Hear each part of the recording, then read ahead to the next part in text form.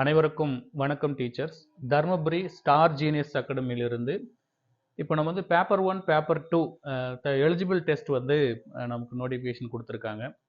So இப்போ வந்து யாரெல்லாம் வந்து பட்டதாரி ஆசிரியர்களாக வரணுமோ, அதே போல் யாரெல்லாம் இடைநிலை ஆசிரியர்களாக பணியேற்க வேண்டுமோ அவர்கள் வந்து முதல்ல வந்து ஆசிரியர் தகுதி தேர்வை எழுதியாக்கணும். அந்த ஆசிரியர் தகுதி தேர்வில் தமிழ், ஆங்கிலம், கணிதம், சமூக அறிவியல், உளவியல் பாடம், அறிவியல் எல்லாமே சேர்ந்து 30 மதிப்பெண்களுக்கு வடிவமைச்சிருக்காங்க. அந்த அடிப்படையில் பார்க்கும்போது உளவியல் பிரிவில் இருந்தும் நமக்கு வந்து 30 மதிப்பெண்களுக்கு வினாக்கள் வரும். அது பேப்பர் 1க்கும் 30 மதிப்பெண்கள், பேப்பர் 2க்கும் 30 மதிப்பெண்கள் நமக்கு கேட்பாங்க.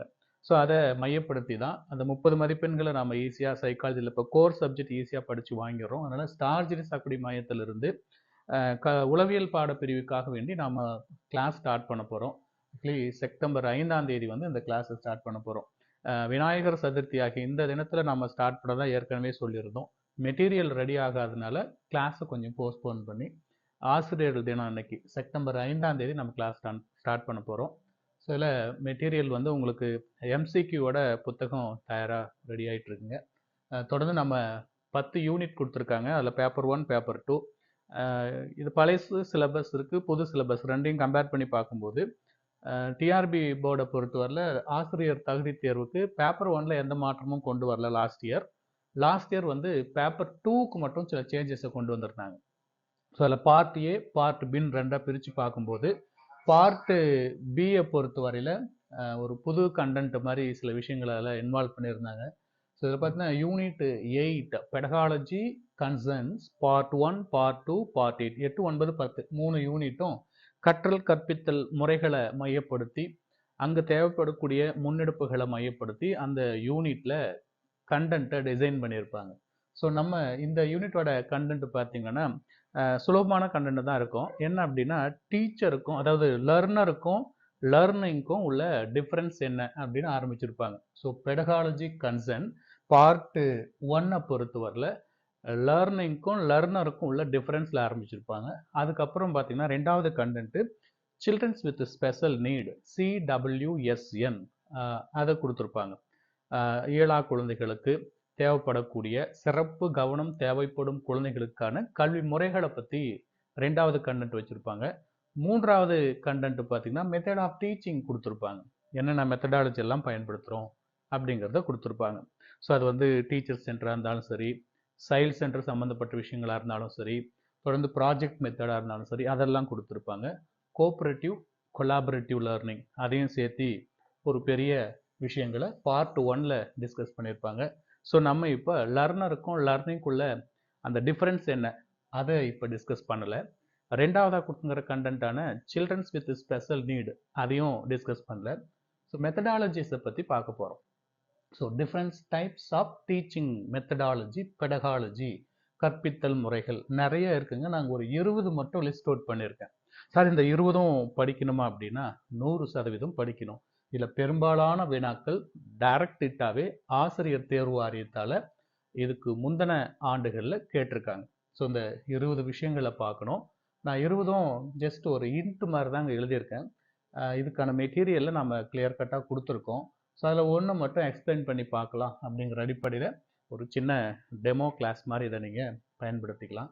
ஸோ இப்போ different type of teaching method இந்த யூனிட்டை பொறுத்தவரையில் கற்பித்தல் முறைகள் அப்படின்னு ஆரம்பிச்சோம்ல, முதல் மெத்தேடு பார்த்தீங்கன்னா ஸ்டோரி டெல்லிங் மெத்தட். ஒவ்வொரு முறைகளும் ஆசிரியரை மையப்படுத்தி இருக்கா, மாணவரை மையப்படுத்தி இருக்கா? ஏன்னா டீச்சர் சென்டர் எஜுகேஷனும் நம்ம கையில் இருக்குது, அதே போல் சைல்டு சென்டர் எஜுகேஷனும் நம்ம டீல் பண்ண போகிறோம். லவ் ஓரியன்ட் எஜுகேஷன் அன்பு மைய கல்வி முறை இவையெல்லாம் தான் வலியுறுத்தி சொல்லியிருப்பாங்க. ஸ்டோரி டெல்லிங் மெத்தட் அப்போ கதை கூறும் முறையினால ஸோ கண்டென்ட்டை பாடப்பொருளை கதை மூலிமா வடித்து கொடுக்கறதுனால என்னென்ன ஸ்கில்ஸ் என்னென்ன காம்பிடென்சி எல்லாம் குழந்தைங்களுக்கு வருது அப்படின்னு கேட்பாங்க. ஸோ ஜஸ்ட் நான் ரீட் மட்டும் பண்ணி காட்டுறேன். ஸ்டோரி டெல்லிங் மெத்தட்னு ஒன்று இருக்குது. அப்போ அது என்ன சொல்லுது, இது யாரை மையப்படுத்தினது, இதனால் மாணவர்களுக்கு என்ன பெனிஃபிட், அப்போ இதில் மெரிட் என்ன டிமெரிட் என்ன, இது யார் சொன்னாங்க, இப்படி ஒவ்வொன்றுத்துக்கும் குறைஞ்சபட்சம் ஒரு 5 10 பாயிண்ட்டை நீங்கள் கலெக்ட் பண்ணணும். ரெண்டாவது டெக்ஸ்ட் புக் மெத்தேட் பாட புத்தகம். ஸ்டோரி டெல்லிங் மெத்தேடு மிக ஓல்டஸ்ட் மெத்தேட் அப்படிங்கிறாங்க. இருக்கிறதுல மிகவும் பழமை வாய்ந்த முறை கதை கூறுதல் முறை அப்படிங்கிறோம். அடுத்து டெக்ஸ்ட் புக் மெத்தட் பாடப்புத்தக முறை. இது டீச்சர் சென்டரா, ஸ்டூடெண்ட் சென்டரா, யாரை மையப்படுத்தி இந்த முறை இருக்குது, இதில் லேர்னருக்கு என்ன பெனிஃபிட்டு, டீச்சர் என்ன பெனிஃபிட்டு, ஸோ அப்படி இதில் கொடுத்துருப்பாங்க. குறைகள் நிறைகள் இதெல்லாமே இருக்கும். அடுத்து விரிவுரை முறை, லெக்சர் மெத்தட். அப்போ விரிவுரை முறைங்கிறது எந்த வகுப்புலேருந்து எந்த வகுப்பு வரை விரிவுரை முறை செல்லுபடி ஆகும், அல்லது ஒரு 8th ஸ்டாண்டர்ட் வரைக்கும் இருக்கக்கூடிய குழந்தைங்களுக்கு எந்த சப்ஜெக்டில் விரிவுரை முறையை பயன்படுத்தலாம், இப்படியெல்லாம் கொஸ்டின்ஸ் வந்து அரைஸ் பண்ணுவாங்க. இதில் எக்ஸாம்பிள் ஓரியன்டாகவும் கொஸ்டின் செட் பண்ணுவாங்க. அப்ளைடு கொஸ்டின்ஸுக்கும் வாய்ப்பு இருக்கும். டெமான்ஸ்ட்ரேஷன் மெத்தட், செய்து கற்றல் முறை, அது ஒன்று இருக்குது. அடுத்து பாருங்கள் டுட்டோரியல் மெத்தட், தனிப்பயிற்சி முறை. கொஸ்டின் அண்ட் ஆன்சர் மெத்தட், வினா விடை முறை. ஆக்சுவலி இந்த கொஸ்டின் அண்ட் ஆன்சர் மெத்தட் அப்படிங்கிறதெல்லாம் டிஆர்பில் கேட்டிருக்காங்க. கொஸ்டின் அண்ட் ஆன்சர் மெத்தட் இதெல்லாம் வந்திருக்குங்க. இதுதான் சாக்ரட்டிஸ் மெத்தட் அப்படிங்கிறோம். சாக்ரட்டிஸ் கொஸ்டின் அண்ட் ஆன்சர் முறையை தான் சாக்ரட்டிஸ் மெத்தட் அப்படிங்கிறோம். பகவான் கிருஷ்ணர் அர்ஜுனருக்கு உபதேசம் செய்தது என்ன முறை? அப்போ கொஸ்டின் அண்ட் ஆன்சர் முறையில் உபதேசம் பண்ணாரா? அந்த மாதிரி எல்லாம் கொஞ்சம் கிரிட்டிக்கலாக அப்ளைடு கொஸ்டின்ஸ் கேட்கும் போதும் அதுக்குண்டான டெஃபினேஷன்ஸை நீங்கள் நல்லா கேதர் பண்ணி படிச்சுட்டு போனீங்கன்னா கிளியர் கட்டாக ஆன்சர் போட்டுடலாம். அடுத்து பாருங்கள் டிஸ்கஷன் மெத்தட், கலந்துரையாடல் முறை. அப்போ இதில் மெல்ல கற்கும் குழந்தைகளுக்கு வந்து இந்த குரூப் லேர்னிங்கில் டிஸ்கஸ் பண்ணுறது ஆகச்சிறந்த முறை. இது கூட நமக்கு டிஆர்பியில் வந்திருக்குங்க. அப்போ மெல்ல கற்கும் குழந்தைகளுக்கான சிறந்த முறை அப்படின்னு பார்க்கும்போது குரூப் லேர்னிங் அப்படின்னு சொல்லுவாங்க. குரூப் லேர்னிங், குழு கற்றல் அப்படின்னு சொல்கிறோம். அப்போ அது டிஆர்பியில் கேட்டிருக்காங்க. அப்போ டிஸ்கஸ் பண்ணுறதுல நிறைய விஷயங்களை தெரிஞ்சுக்கலாம். அதுவும் டிஆர்பி கொஸ்டின் தான். நம்பர் 8 பாருங்கள், இதுவும் டிஆர்பியில் ரிப்பீட் பண்ண கொஸ்டின் தான். ப்ராஜெக்ட் மெத்தட், செயல் திட்ட முறை, செய்து கற்றல் முறை இல்லை செயல் திட்ட முறை. ஜான் டூயி ப்ராஜெக்ட் மெத்தட் அப்படின்னு சொல்கிறோம் இல்லையா, அது நிறைய டிஆர்பிகளில் வந்திருக்குங்க. அடுத்து பாருங்கள் டிஸ்கவரி மெத்தட், கண்டறி முறை. இதுவும் டிஆர்பியோட கொஸ்டின் தான். புருனர்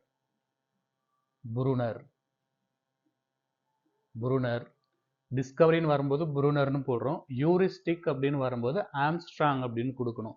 தமிழில் கண்டறி அப்படின்னு தான் எழுதுகிறோம் ரெண்டுத்துக்கும். யூரிஸ்டிக் கண்டறி முறையை கண்டுபிடித்தவர் யார்? ஆம்ஸ்ட்ராங் அப்படின்னு போட்டிருப்போம். ஸோ அது டிஸ்கவரி அப்ரோச் பார்த்துக்கலாம். யூரிஸ்டிக், டிஸ்கவரி ரெண்டுத்துக்குள்ள டிஃப்ரென்ஸோட அதை கரெக்டாக பாருங்கள். ரோல் பிளே மெத்தட், தனிநபர் நடிப்பு. அப்போ இது மூலிமா கலை திட்டத்தை, கரிக்குலத்தை, கண்டென்ட்டை குழந்தைங்களுக்கு ஒரு கான்டெக்ஸ்டில் கொடுக்கறது. அப்போ இது யாரை மையப்படுத்துறது, இதில் மெரிட் என்ன, டிமெரிட் என்ன, இந்த மாதிரி வினாக்கள் கேட்பாங்க. அடுத்து பாருங்கள் பிரெயின் ஸ்டோமிங் மெத்தட். இதுவும் ரொம்ப ரொம்ப ரொம்ப முக்கியம். பிரெயின் ஸ்டோமிங், மூளை தாக்கு முறை, பிரெயின் ஸ்டோமிங் அப்படிங்கிறோம். அப்போ சடனாக இப்போ நம்ம ஒரு பாடத்தை நடத்துறதுக்கு முன்னாடி மாணவர்களுக்கு மோட்டிவேட் பண்ணுறோம், ஊக்கப்படுத்துகிறோம், நினைவு கூறுறோம். அந்த லெசன் பிளான் ப்ரொசீஜர் பார்த்தாவே தெரியும். ஸோ அப்போ குழந்தைங்கள நம்ம மோட்டிவேஷன் பண்ணாமல் அந்த லெசனை ஜிஸ்ட் ஆஃப் த லெசன் கொடுக்குறோம் இல்லையா, அதுக்கு முன்னாடி மோட்டிவேட் பண்ணுறோம். ஸோ அப்போது சடனாக ஒரு ஆக்டிவிட்டி, அப்போது ஸ்டார்டிங்கில் மோட்டிவேட் பண்ணுறோம், இடையில போய் குழந்தை டல் ஆகிடுச்சுன்னா அங்கே போய் மோட்டிவேட் பண்ணோம். இப்படி நிறைய இடங்களில் மோட்டிவேட் பண்ணி சாப்டர் நம்ம ஸ்டார்ட் பண்ண போகிறோம். அப்போ பிரெயின் ஸ்டோமிங்கிறது சடனாக ஒரு குயிக்காக பிரெயினை வந்து ஸ்டிமுலேட் பண்ணும். ஸோ அவங்கள வந்து நம்ம அந்த கோர்வைக்குள்ளே, அந்த லெசனுக்குள்ளே வர வைக்கணும். ஸோ அந்த முறை பிரெயின் ஸ்டோமிங் டிஆர்பியில் கேட்டிருக்காங்க. பிளேவே மெத்தடு டிஆர்பியில் கேட்டிருக்காங்க. இதெல்லாம் ரிப்பீட்டட் டிஆர்பி கொஸ்டின். விளையாட்டு வழி கற்றல். ஸோ விளையாட்டு வழி கற்றல் அப்படின்றது பிளேவே மெத்தடு. ப்ரோஃபைல். அப்புறம் அதை பிரபலமாக்குறது யார் அப்படின்னு கேட்பாங்க. Caldwell cook.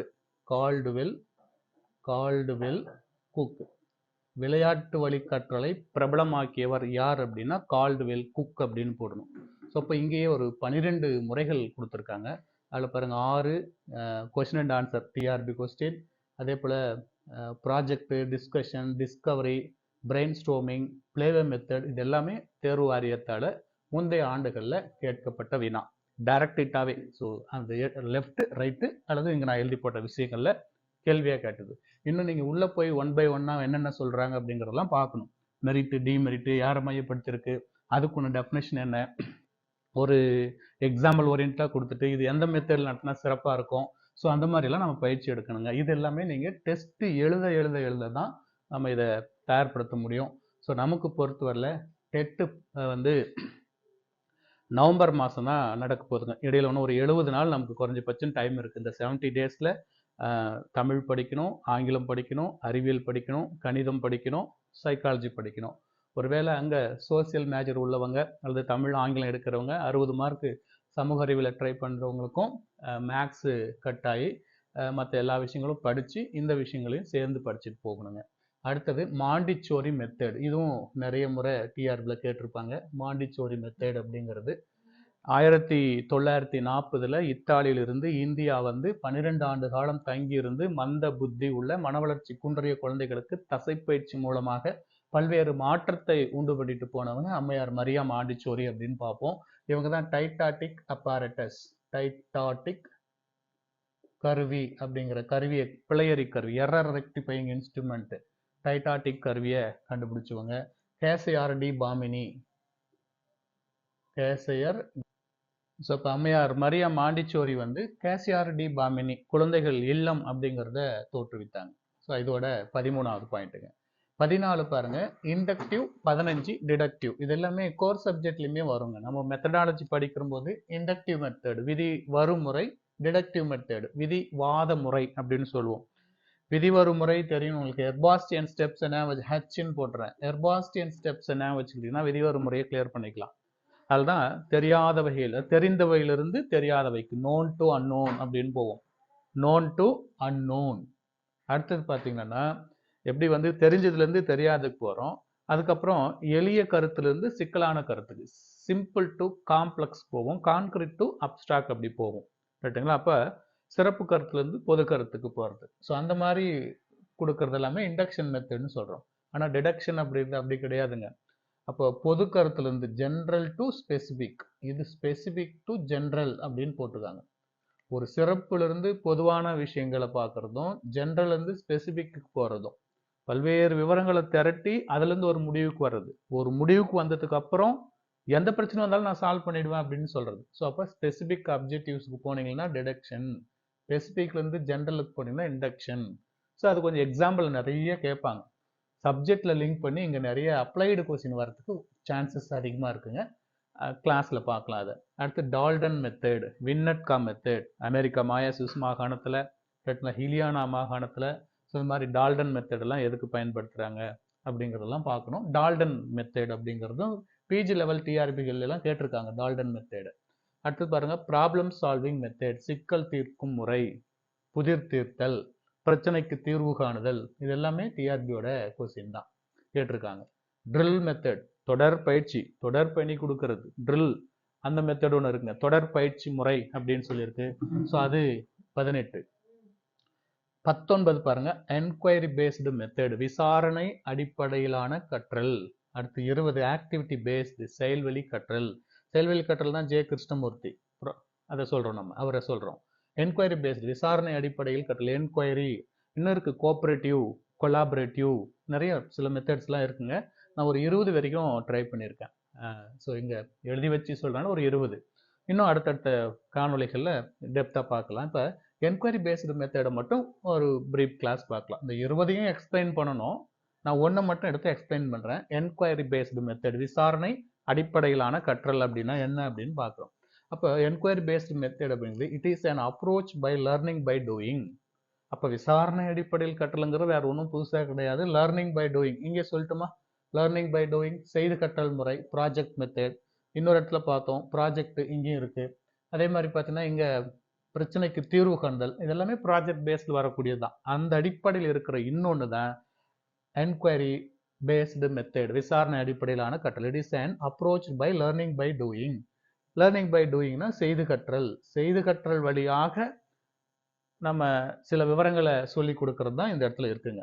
ஸோ ரெண்டாவது, இட் ஹாஸ் 4 ஸ்டேஜஸ். அப்போ விசாரணை அடிப்படையிலான கற்றல் என்பது 4 துணைக்கூறுகளை உள்ளடக்கியது. கேட்கலாம் டிஆர்பியில், இந்த 4மே இருக்குங்க. Which one of the following is a not and stages of enquiry based method அப்படின்னு கேட்கலாம். 4மே இங்கே இருக்கு பாருங்க.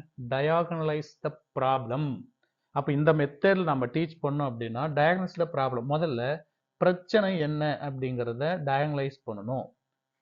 ஒரு மெத்தடாலஜி, ஒரு கண்டென்ட்டை குழந்தைங்களுக்கு கொண்டு போய் சேர்த்தும் போது என்ன இஷ்யூஸ் இருக்கு அப்படிங்கிறத டயக்னலைஸ் பண்ணணும்.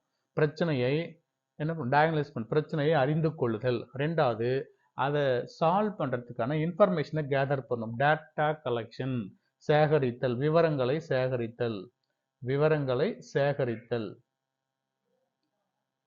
விவரங்களை சேகரித்தல் ரெண்டாவது. மூன்றாவது பாருங்க அனாலிசிஸ், பகுக்கணும், பகுத்தல்.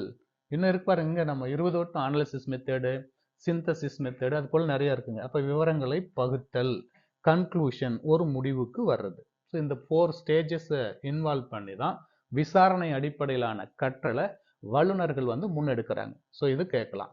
அடுத்தது இந்த என்கொயரி பேஸ்டு மெத்தடில் 5 E's அப்படின்னு சொல்லி ஒன்று அறிமுகப்படுத்திருக்காங்க.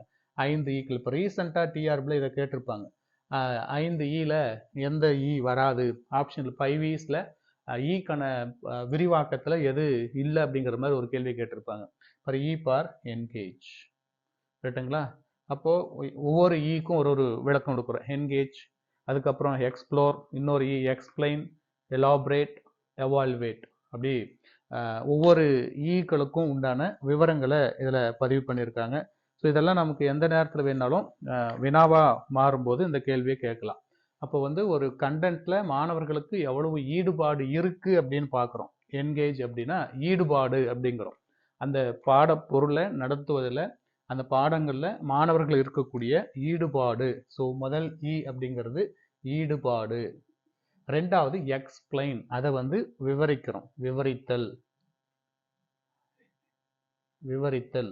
அப்புறம் விரிவாக விவரிக்கிறது, அது வந்து எக்ஸ்ப்ளோர். இது ரெண்டுத்துக்கும் ஒரே மீனிங் தான். எக்ஸ்பிளைன் பண்ணுறோம், ஜஸ்ட் விளக்கி கொடுக்குறோம்.